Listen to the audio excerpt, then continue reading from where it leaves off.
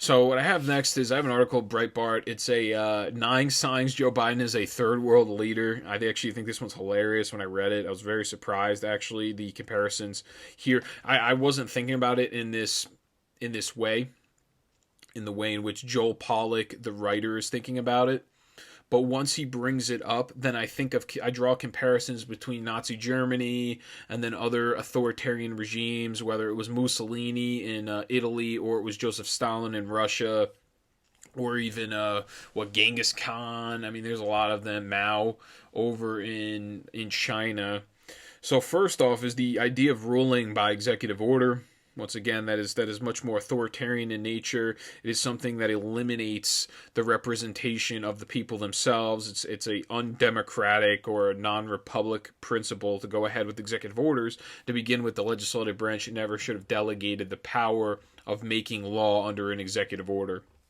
And then the examples here he has is this strange. Oh yeah, he goes on to say that if you're going through executive order, then unless you're only a dictator if you go through executive order, which is what Biden actually said himself.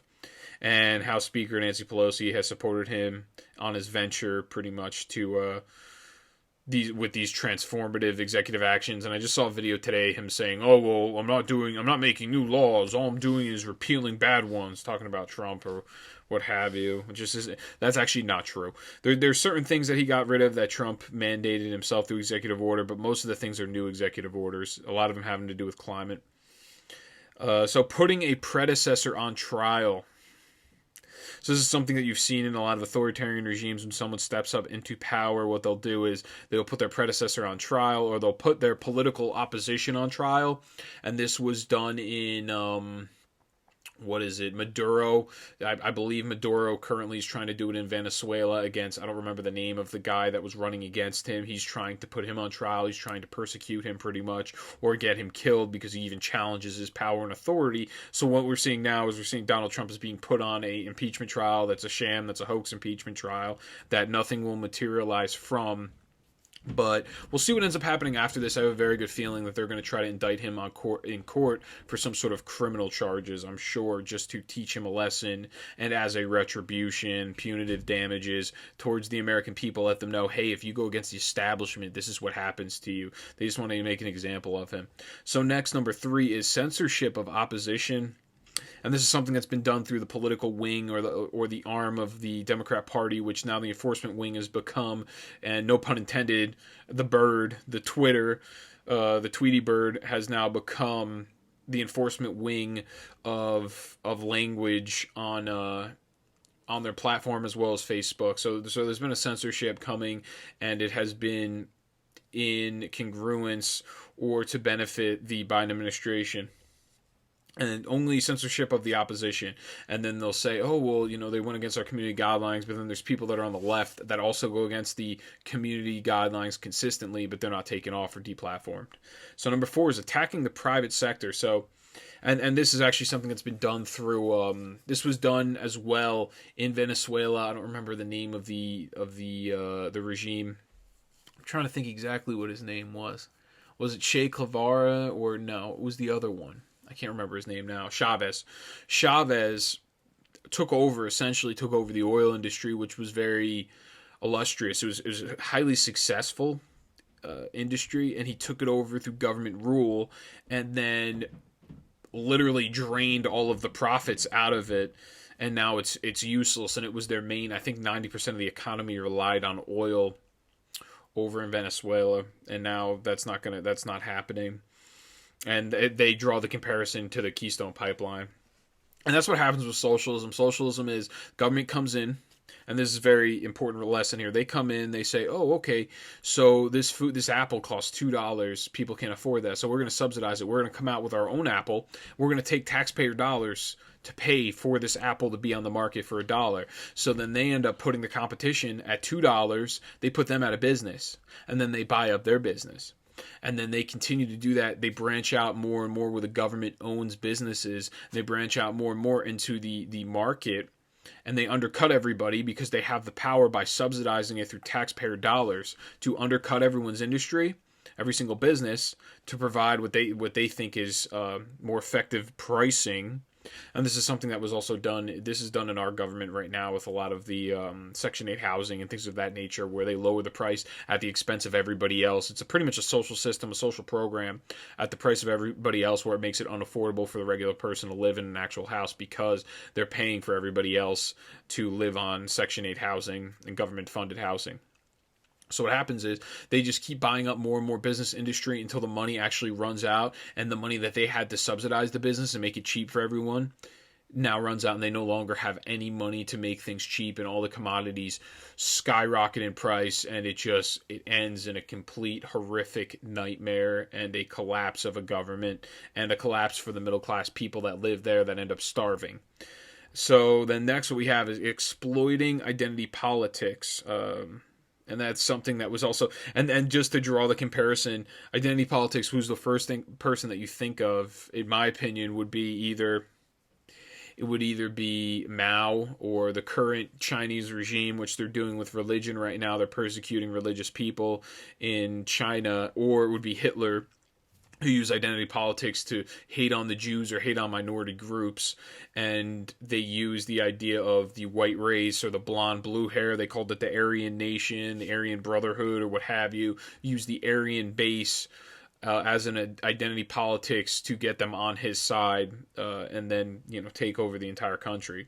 It's and they use the whole systematic racism. That's what the Biden administration uses, the identity politics. That's how they get their votes, and then that's how they push their 1619 project, and that's why they're hating on the 1776 Commission, which was Trump's idea of modifying the education system based on history and more patriotism rather than hating on America all the time. And if you actually read the 1776 Commission, a lot of it was actually about the history of America, how we're not perfect, but also talked about a lot of our black leaders, such as Frederick Douglass, Martin Luther King. I think even Malcolm X is in there a little bit, Harriet Tubman.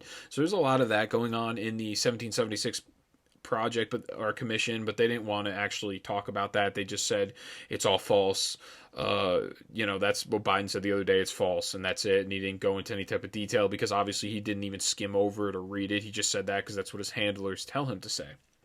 So next one I have is challenging judicial independence. One of the only checks on a runaway executive or legislature is an independent judiciary. So this is the idea of he wants to pack the courts, he wants to reform the courts so that they are more left-wing, and then by doing that, it becomes a super legislature in the judicial branch, because whatever the Supreme Court decides on as the precedent for the state or for the country, that is now widespread throughout the country, instead of actually having to pass some sort of legislation that's approved by the people themselves.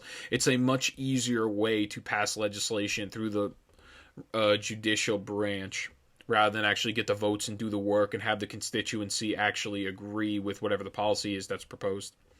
So purging former officials.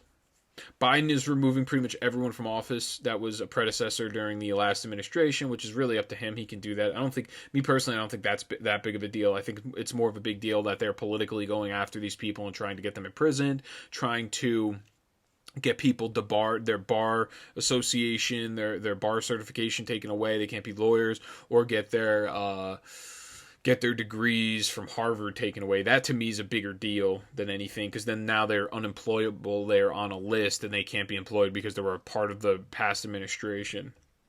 Now, encouraging a slavish media. So a good way to put it. So this is how the media has been in lockstep with the Democrat Party, social media as well as the mainstream media, which is obvious. We've seen an actual drop over these last 2 weeks. MSNBC and CNN as well have their ratings dropped, and I actually have that, and I think I'm going to go over that over this weekend. I just read the article today. So they both dropped, and it's because they were so opposed to Trump all the time. If it bleeds, it leads. The stories that they produced about Trump, a lot of them with the anonymous people, so no one actually knows if they're true stories or if they're just fabricated, and then they put the name under anonymous source or what have you. But that is how they attracted a lot of their viewership, and now they're not getting the same thing because they're in lockstep and they're really genuflecting and kissing the rear end of the current administration. Nobody wants to actually watch that.